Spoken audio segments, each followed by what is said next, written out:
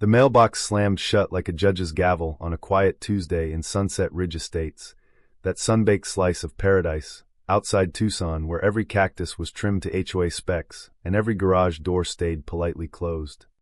Ryan Harlan ripped open the blood-red envelope expecting junk mail, but what he got was a $1,000 violation notice screaming, improper storage of non-operational vehicles.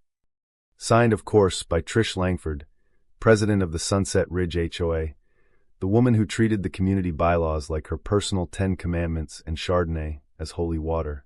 Ryan stood there in his grease-stained tee, tattoos snaking down both forearms from 20 years wrenching jets in the Navy, and actually laughed out loud. Non-operational?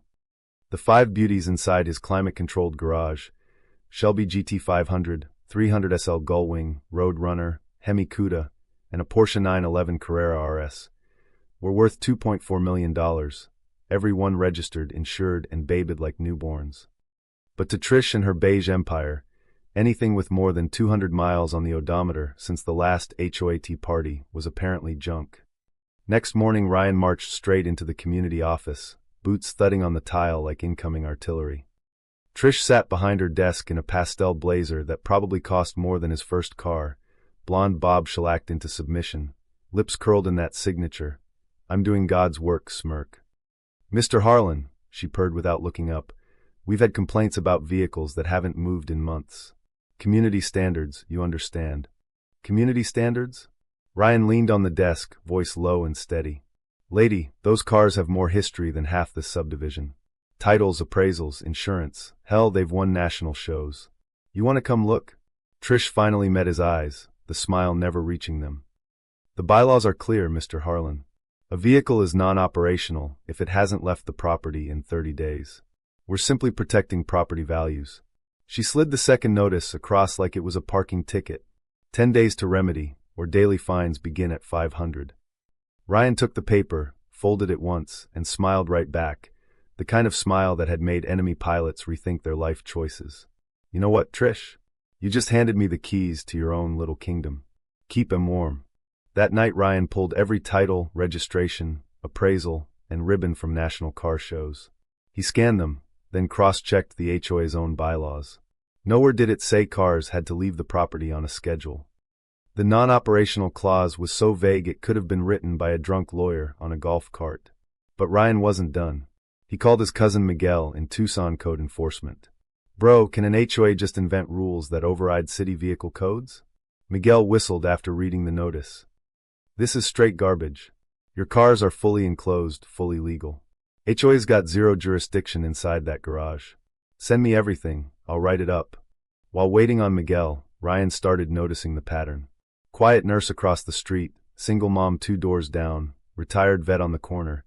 They all had fresh violation notices taped to their doors for weeds, wrong-colored shutters, excessive holiday lights.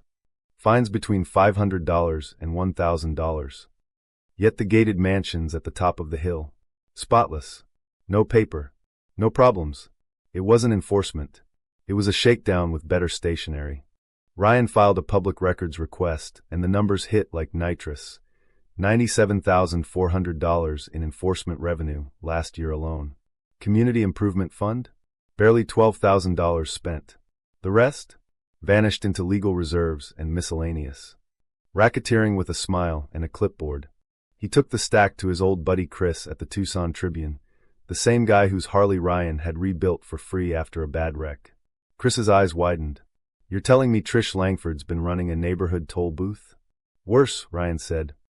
"She's targeting everyone who can't fight back. I've got signed statements from 12 families already. Want the full story?" Chris grinned. "Print it tomorrow." But Trish smelled blood. 2 days later, a second notice was thumbtacked to Ryan's front door. Unauthorized commercial activity. Operating a restoration business from residential property. $2,500 fine. Ryan almost choked on his coffee.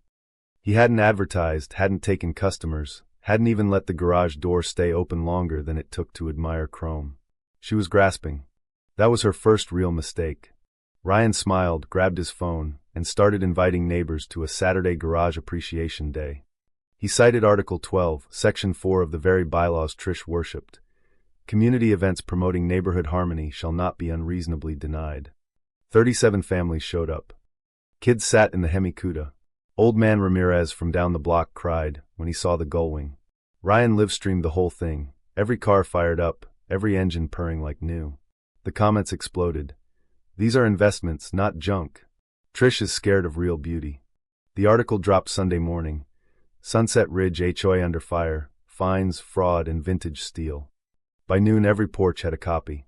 Trish called an emergency board meeting for that night. Ryan walked in with half the neighborhood and 2 local TV crews. Trish stood at the podium, voice cracking just a little. These are baseless accusations meant to divide our community. Ryan stood up, calm as a sniper. Article 7, Section 3, Madam President. 15 signatures trigger a full financial transparency review. We've got 47. Your move. The room went dead silent. Then the doors opened and 2 uniformed officers walked straight to Trish. Patricia Langford? We have a warrant for your financial records and a city inspector to freeze HOA accounts. Multiple reports of fraudulent enforcement and possible embezzlement. Trish's face went the color of her violation notices. This is harassment, she hissed. The officer didn't blink. Ma'am, according to the very bylaws you've been quoting for 7 years, board members must maintain open books. You didn't. That's on you. The room erupted in applause. Polite at first, then raw, cathartic, years of swallowed anger finally roaring free. Ryan didn't cheer. He just watched Trish get escorted out, her perfect bob finally out of place, designer heels clicking unevenly on the tile she'd once ruled. Within a week the County Financial Crimes Unit was tearing through records. They found duplicate invoices, $142,000 funneled through a shell beautification, account that somehow paid for Trish's new pool deck and her daughter's private college tuition. A retired accountant neighbor produced the smoking gun spreadsheets she'd secretly copied before quitting the finance committee. I knew something was rotten, she told Ryan quietly. Now the whole desert knows. Trish didn't show up for the next meeting. Instead, a court-appointed receiver read the charges: wire fraud, embezzlement, falsifying records. The footage of her in cuffs hit the evening news. Ryan sat on his porch, Shelby parked proudly in the driveway with the hood up like a victory flag, and for the first time in years the neighborhood felt light. 3 weeks later the community voted. Ryan didn't campaign, but his name was on the ballot anyway. He won with 89%. First order of business: dissolve the fine structure and replace it with a rotating panel of 3 random homeowners. No more lifetime dictators. Every citation now required proof, photos, and a 48-hour response window. Full forensic audit of the last 6 years. Refunds started rolling out by certified mail. Kids played street hockey again. Garage doors stayed open. The nurse planted a wildflower garden in the median, and nobody dared call it a blight. Ryan helped draft a new charter with term limits, ethics training, and an automatic recall clause if 10% of residents signed a petition. The clubhouse, once a fortress of fear, now hosted Friday movie nights and Saturday barbecues with no permit required. Trish took a plea: 18 months, restitution, lifetime ban from any homeowner's board. Last anyone heard, she was renting a beige apartment in Phoenix with no HOA in sight. 2 months after the election, Ryan parked the Shelby right in front of the clubhouse during the first official community meeting under the new rules. No one complained.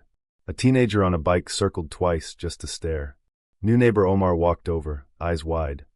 They told me this was a strict neighborhood. Ryan laughed, low and easy. It was. Now it's just home. So tell me, true or false? Was Trish Langford just doing her job, protecting property values, or did the queen of the clipboard finally get run over by the very rules she used to bury everyone else? Drop your answer below. Because in Sunset Ridge, the engines are finally running free and karma never stalls out.